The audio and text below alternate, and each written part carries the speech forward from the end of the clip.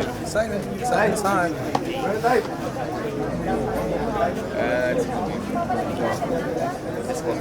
I just saw Chiwetel. It wasn't.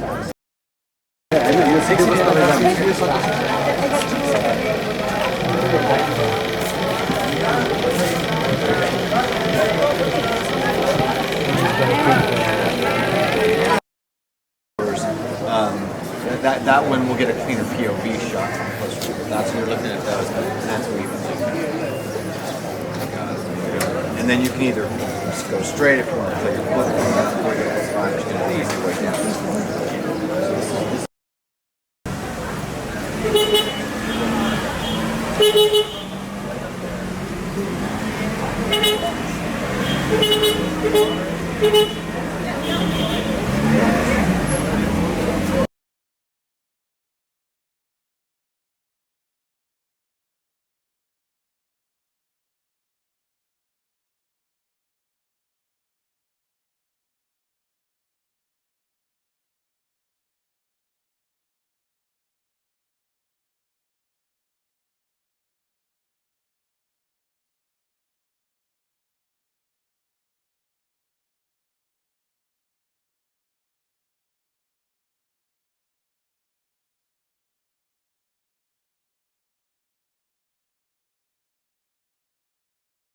That's a wrap on Kathmandu, everybody.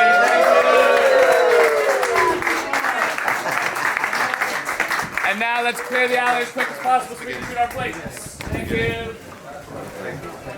Excuse me.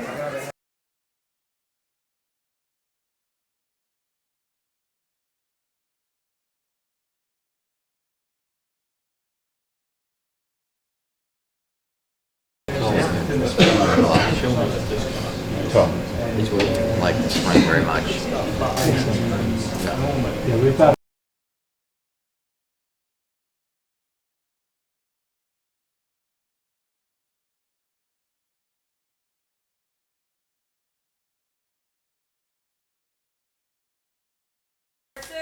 And action.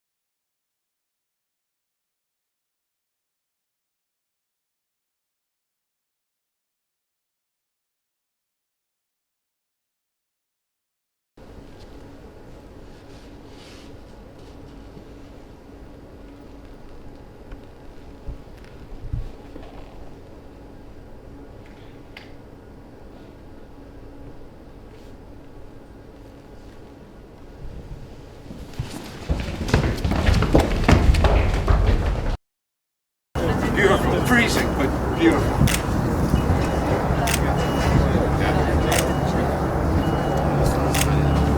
Okay, great. I mean, it's fine. Yeah. You ain't working.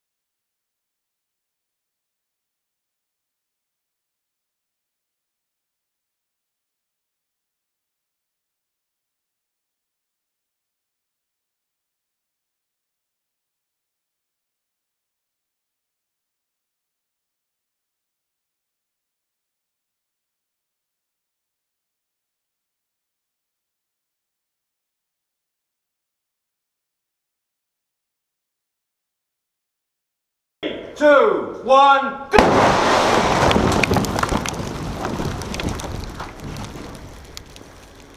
George?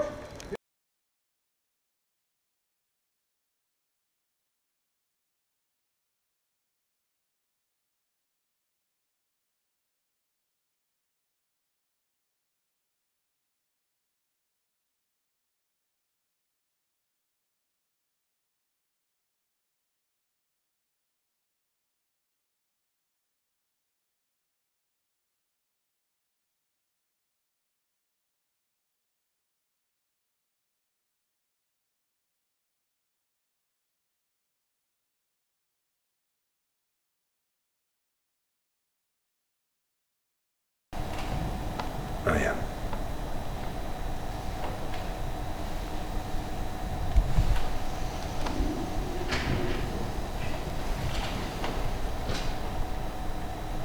Cups, do one.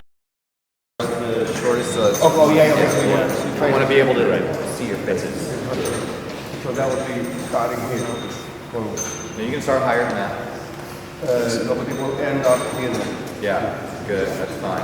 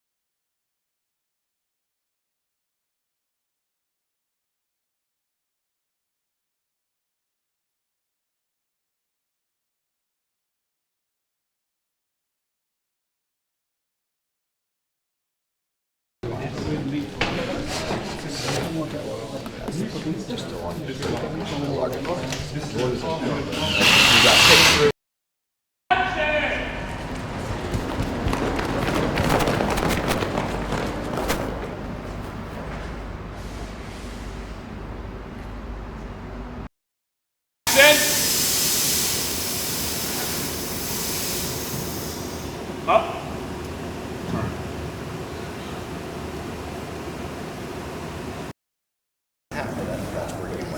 That's where you like, boy, what's going on? Where are my zealots going? Yeah. And Morta, you were sliding across, then we come down.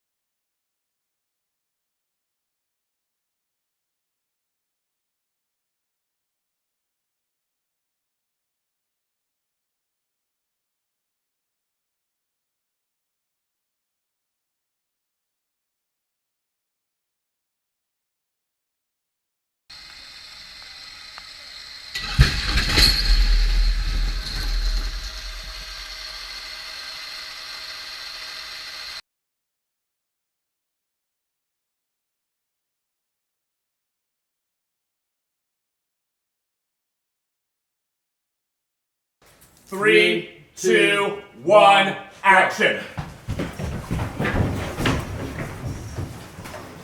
Cut that. 2, 1, action. Cut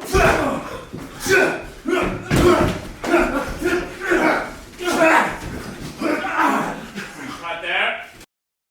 Have it there and you sort of do that because you're looking at it sort of recognizing. Oh, you want to? Yeah, so that we can get you and that. Is that good there, Julian? Yes.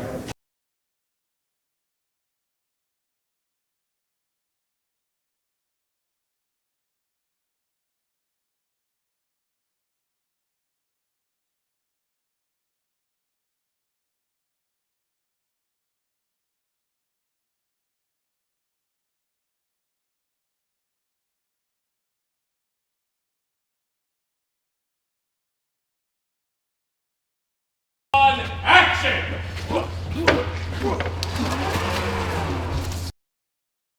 3, 2, 1, go!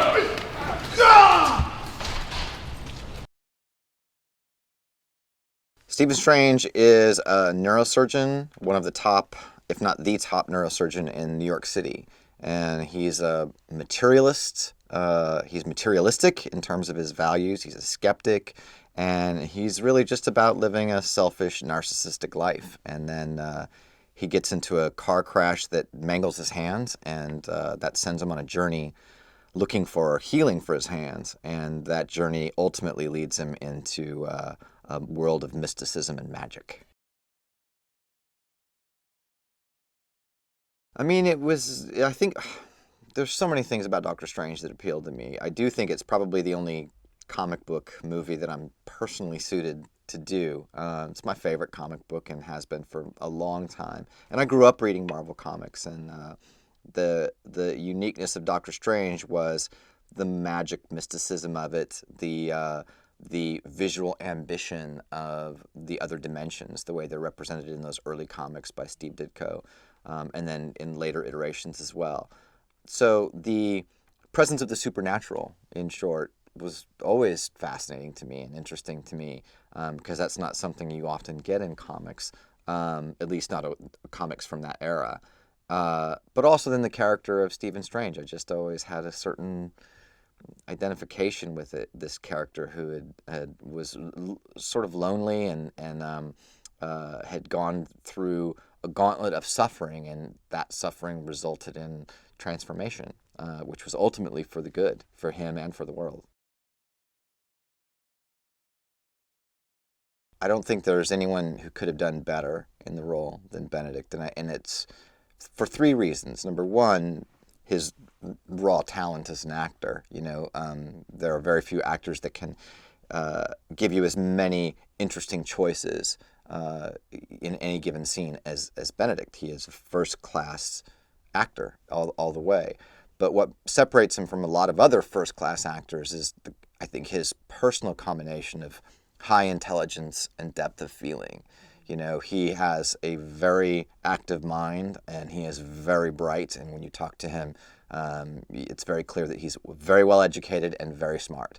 But he also has an incredible depth of feeling, and that's what enables him to have such a broad range of talent as an actor, and enables him to make such interesting choices. And Doctor Strange is a complex character.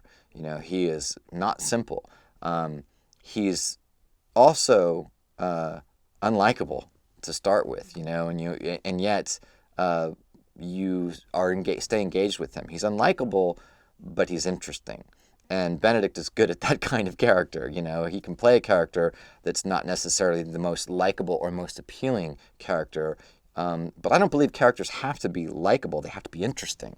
And Benedict is, I think, very good at playing characters who normally, and if you met them in the real world, would not necessarily be likable, but they're interesting. And therefore you want to watch them, and then as you watch them start to transform, you actually root for them. I mean, I hope that people get a strong sense of both the fresh and the familiar. the familiar being, I want it to feel like a Marvel movie. You know, people have a certain expectation when they pay to go see a Marvel Studios movie. And I think this movie feels like a Marvel Studios movie. It's certainly a good origin story of a Marvel character. But I also want it to feel fresh and new. I think that audiences are ready for Marvel to do some unusual things.